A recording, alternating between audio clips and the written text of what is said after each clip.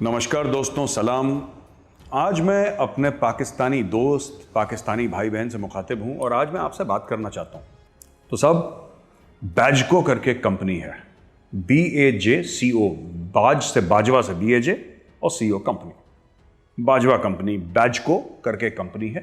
Middle east में यह करती है रियल एस्टेट का बिजनेस। यह धंधा इसका रियल एस्टेट का मिडिल ईस्ट में चलता है। लेकिन अमेरिका में एक शहर है नाइल, ओहायो स्टेट का शहर है, यह बड़ा प्यारा सा शहर है। वहां पे बैजको क्या काम करती है, 125 इनके रेस्टोरेंट्स हैं पापा जॉन के, 125 रेस्टोरेंट्स। और उसके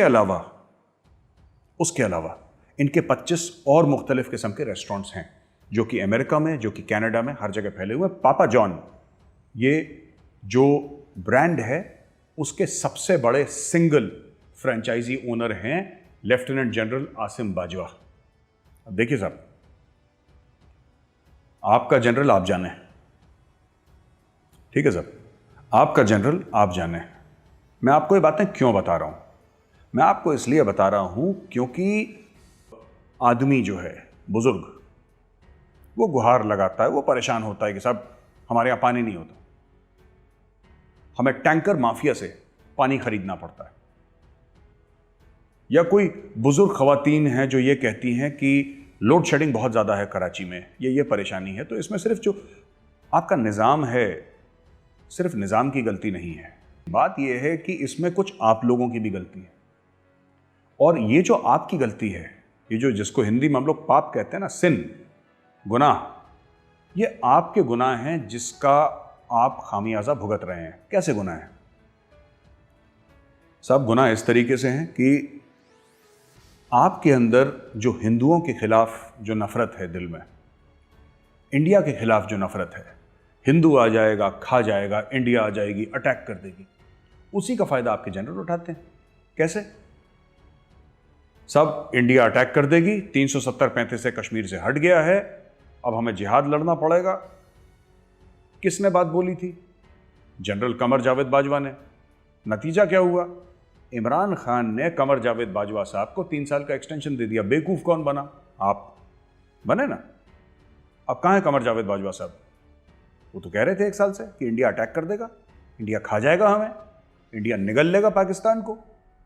कौम एक बड़े नाजुक दौर से गुजर रही है। अब आप एक बात बताएं साहब, कौन से नाजुक दौर से गुजरे आप?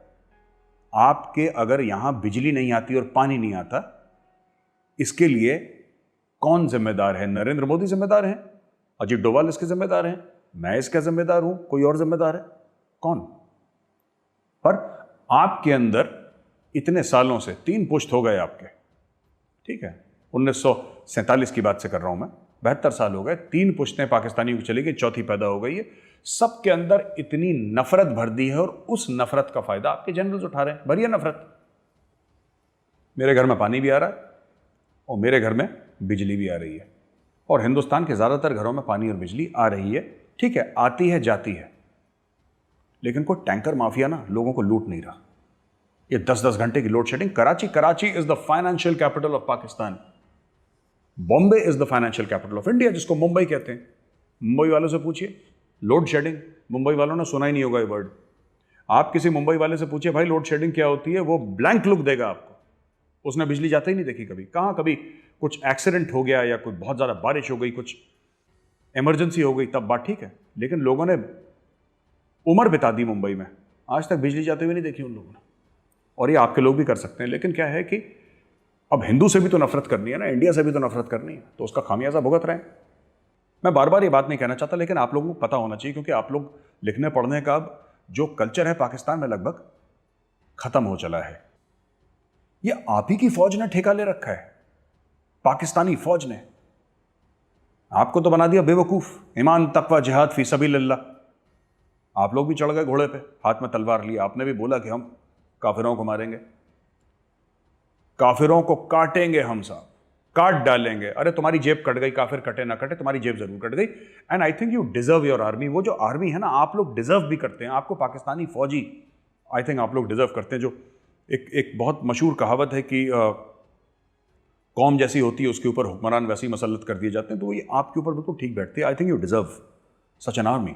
4 सड़कें चीन ने बना ली, आप लोग खुश हो गए। क्या साहब, क्या मोटरवे है, बिल्कुल मुलायम सा मोटरवे चल रहा है। वो मोटरवे नहीं है, वो कर्ज का कागज़ हैं जो आपको मुलायम से लग रहे हैं।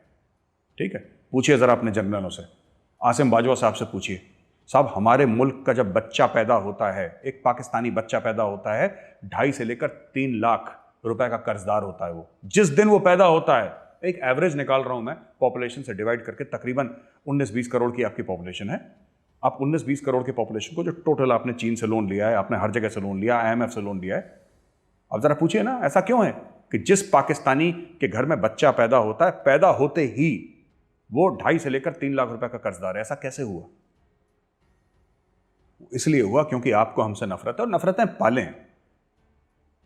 इंडियन आर्मी को आपका बुरा करने की कोई जरूरत नहीं है। जो आपको स्टोरी सुनाई गई ना, लंबी लंबी अलिफ लैला की कहानियां कि हिंदू खा जाएगा, ये सब हिंदू ना कब खाया आपको? कब खाया आपको? और क्यों खाएगा आपको? आपका मुल्क आपको मुबारक। आपके जब खुद के जर्नैल आपको खा रहे हैं, आप कहते हैं ना काफिर को काटेंगे, वो आपकी जेब काट रहा है, आपकी जेब काट रहा है आपका जर्नल। आपको पता होना चाहिए वो क्या कर रहा है। पूछिए बाजवा साहब से, इंपोर्ट एक्सपोर्ट में क्या स्कैम करा था उन्होंने।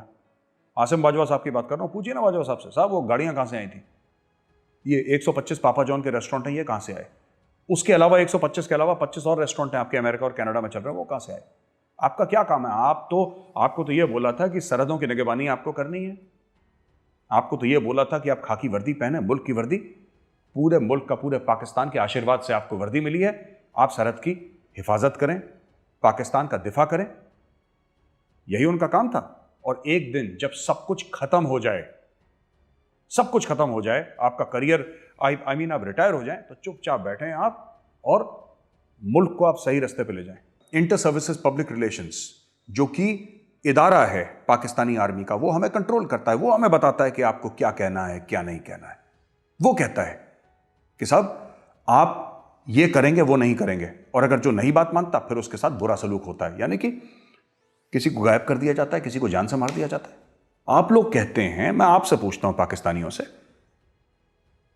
आप लोगों को यह कहने में तो बहुत अच्छा लगता है कि साहब कश्मीरियों की आवाज इंडिया ने बंद कर दी, लॉकडाउन कर दिया। आप 9 बजे इंडिया का कोई भी चैनल खोल के देखें, हफ्ते में 2 या 3 दिन डिबेट होगी, जहां पे जो कश्मीरी पैनलिस्ट हैं वो खुल के अपनी बात कर रहे हैं। उनको इंडियन आर्मी के खिलाफ बात करनी है, वो बात कर रहे हैं। उनको किसी के भी खिलाफ बात करनी है, नरेंद्र मोदी के खिलाफ बात करनी है, अमित शाह के खिलाफ बात करनी है, खुल के कहते हैं। वो डंके की चोट पे कहते हैं। क्यों कहते हैं? इसलिए नहीं कि वो बहादुर हैं, इसलिए क्योंकि कॉन्स्टिट्यूशन ऑफ इंडिया उनको इजाजत देता है, उनको कोई हाथ नहीं लगा सकता। आप बताइए कौन सा ऐसा जर्नलिस्ट है जिसको हमारी सो कॉल्ड एजेंसीज ने उठा लिया? जर्नलिस्ट कश्मीर में वही मरता है जो टेररिस्ट के खिलाफ बोलता है, जो आतंकवादी हैं, दहशतगर्द हैं, उनके खिलाफ बोलता है। Our media is largely free. किसी जर्नल की हिम्मत नहीं है कि फोन करके किसी को बोल दे कि कल तुम ये खबर दोगे, ये खबर नहीं दोगे। आपका DGI-SPR क्या करता है? Total media management. आपका DGI-SPR खुलेआम जर्नलिस्ट को धमकी देता है। तो मैं अपने पाकिस्तानी दोस्तों से यह बोलना चाहता हूं कि साहब आपका बुरा हाल पता है क्यों है? एक तो हिंदू और इंडिया नफरत, दूसरी आपके हीरोज इतने घटिया हैं ना, पाकिस्तानी हीरोज इतने घटिया हैं।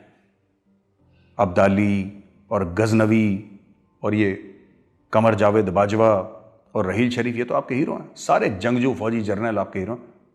अरे भाई, बड़ी मशहूर कहावत है पंजाबी की कि जंग कभी जीती नहीं, इलेक्शन कभी हारिया नहीं। यही आपकी फौज की सच्चाई है। आपकी जुबान को क्या हो गया? क्यों चुप बैठे हैं आप लोग? मैं आपसे पूछ रहा हूं जी, आपसे, आप जो शायद अपने मोबाइल फोन पे वीडियो देख रहे हैं, मुझे बोलते सुन रहे हैं, आपकी जबान कहां गई है? अब्दुल सत्तार रेदी कहां गए? उनका नाम लेने वाले पाकिस्तान के इतने बड़े हीरोज हैं आपके। Nuclear physicist doctor Abdul Salam कहां गए? उनका नाम लेने वाले नहीं। आपको ऐसे लोग पसंद ही नहीं हैं। आपको पसंद है परवेज मुशर्रफ, जो ये कह दे कि मैं हिंदुस्तान के ऊपर मैंने घोड़े दौड़ा दिए, फिर डंडे खा के वापस भाग गया, अब बाहर लंदन में बैठा है। वो बात अलग है। दुबई में घर है, लंदन में प्रॉपर्टी है, अरबों डॉलर का मालिक है वो। ये ऐसे आपके हीरोज हैं और आप डिजर्व करते हैं ऐसे हीरोज। ये सही है बिल्कुल, आपने बिल्कुल ठीक चुना, क्योंकि लोगों को पता है कि जो कौम कॉन्फिडेंट नहीं होती, जिस कौम को पता है कि हमारा मुल्क जो एक नजरियाती तौर पे खोखला है, तो उस कौम के साथ यही होता है। और पाकिस्तान नजरियाती तौर पे खोखला है, इसीलिए कोई भी जर्नैल, कोई भी ऐरा गैरा नत्थु खैरा आपका फायदा उठा लेता है और आप लोग कुछ नहीं कर पाते। आप इसलिए कुछ नहीं कर पाते, करें क्या? इंडिया खा जाएगा, हिंदू हमारे ऊपर काबिज हो जाएगा, जर्नैल आएंगे बचाने के लिए। ये जर्नैल ने बचाया नहीं, इन जर्नैलों ने आपको दिया है कराची शहर में लंबे लंबे लाइनें पानी के लिए। इन्होंने दी हैं 10-10, 12-12, 18-16 घंटे की लोड शेडिंग।